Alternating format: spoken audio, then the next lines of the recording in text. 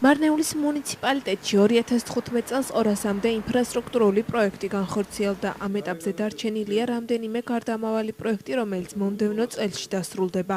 რა ინფრასტრუქტურული პროექტები განხორციელდა მარნეულის მუნიციპალიტეტში, ამაზე გამგებლის მოადგილე ზაურ ტაბატაძე გვესაუბრა. წელს მარნეულის მუნიციპალიტეტის ინფრასტრუქტურის კეთილმოსაწყობად 15 მილიონი ლარის ღირებულების პროექტი განხორციელდა.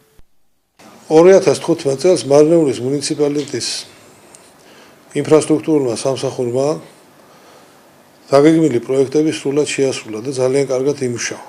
დაახლოებით 200 პროექტის განხორციელება მოხდა მარნეულის მუნიციპალიტეტის ტერიტორიაზე. ეს პროექტები იყო ძირითადად გზები, სასმელი წყლის, გარეგანათების, ნაპირსამაგრის სამუშაოების, სპორტული მოედნების მოწყობა, საბავშვო ბაღების რემონტი, რეაბილიტაცია მოხდა თითქმის ყველა საბავშვო ბაღის, მაგრამ გარდამავალი პროექტები, რომლებიც დაიწყო ამ წელიწადს და გადავა მეორე წელს, დასრულდება, მაგრამ 2015 წლის ბიუჯეტის ვალდებულებით გადავა 2016 წელში. რამდენიმე ობიექტი გვაქვს ესეთი. ახლა მოგახსენებთ სადახლოს საბავშვო ბაღი, სადახლოს შენდება ძალიან დიდი თანამედროვე სტანდარტებით გათვლილი საბავშვო ბაღი 150 ბავშვზე, რომლის მშენებლობა დაიწყო და გარდამავალი იქნება დასრულდება 2016 წელში. ეს არის დაახლოებით 800.000-იანი პროექტი. გარდამავალი არის ასევე ნაპირსამაგრის სამუშაოები ქეშალო 1-ში, დამია გეურარხში. გამოცხადებულია ტენდერი, გამოვლენილია გამარჯვებული კომპანიები და მიმდინარეობს ხელშეკრულების გაფორმების პროცესი. ასევე გარდამავალია ხუტურ ლეჟბადინის ხიდი, რომელზეც მუშაობები ალბათ იანვრის ბოლომდე დასრულდება.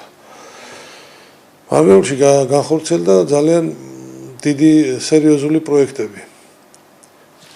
გზების ინფრასტრუქტურის მიმართულებით. მოეწყო ყულარი-კირიხლოს გზა დასრულდა მთლიანად, დიდი პროექტი იყო.